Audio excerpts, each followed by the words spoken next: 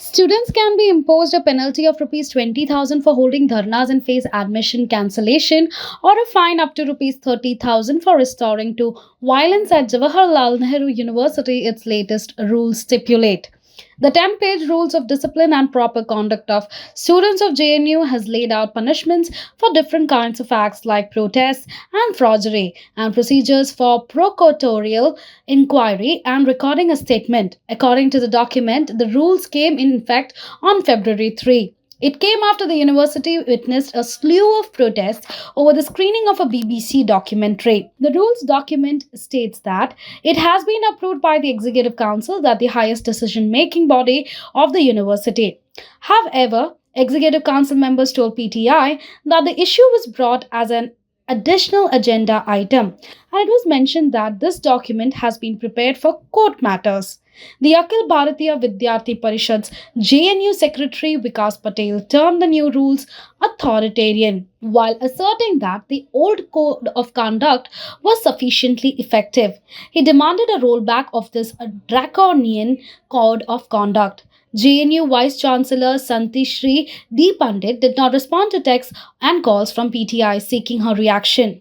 The rules will apply to all students of the university, including part-time students, whether admitted before the commencement of these rules or after the document states. Punishments have been listed for 17 crimes, including blockage, indulging in gambling, unauthorized occupation of hostel rooms, use of abusive and derogatory language, and committing forgery. The rules also mention that a copy of the complaints will be sent to the parents. Cases involving both teachers and students may be referred to the Grievance Redressal Committee of the university, school, and central level. Sexual abuse, teasing, ragging, and arousing communal disharmony cases are of the purview of the proctor's office. Chief Proctor Rajneesh Mishra told PTI there were rules mentioned in the statute.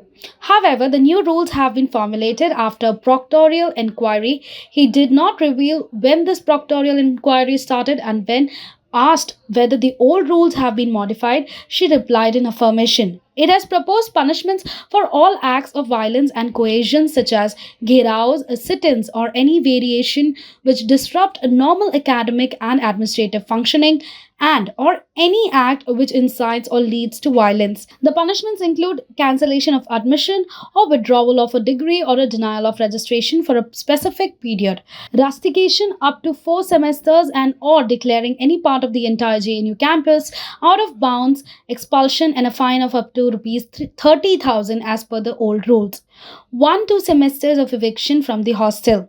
If the matter is sub judice, the Chief Proctor's office will take action as per the order and direction of the Honorable Court, the rule states.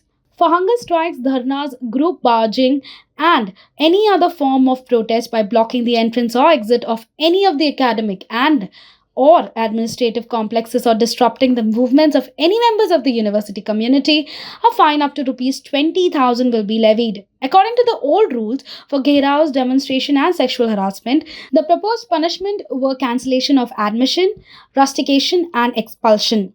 The statute states that the university has a proctorial system where the administration of student-related matters about all acts of indiscipline are delegated to the chief proctor. He and she are assisted by proctors. The size of the proctorial board is decided by the competent authority. After receipt of a complaint, it will be scrutinized by the chief proctor, who will set up a proctorial inquiry. As Executive Council members who does not wish to be named said, the matter was not discussed at the length in the EC meeting, and we were told that the rules have been created for court matters. Another Executive Council member, Brahma Prakash Singh, said the university must have planned to streamline the process and prepare a full document, but it should have been discussed in the EC meeting properly. The ABVP's JNU Secretary Vikas Patel told, there is no need for this new authoritarian code of conduct. The old code of conduct was sufficiently effective. Instead of focusing on improving of safety, security, and order, the JNU admin has imposed this draconian code of conduct without any discussion with stakeholders, especially the student community. We demand its rollback.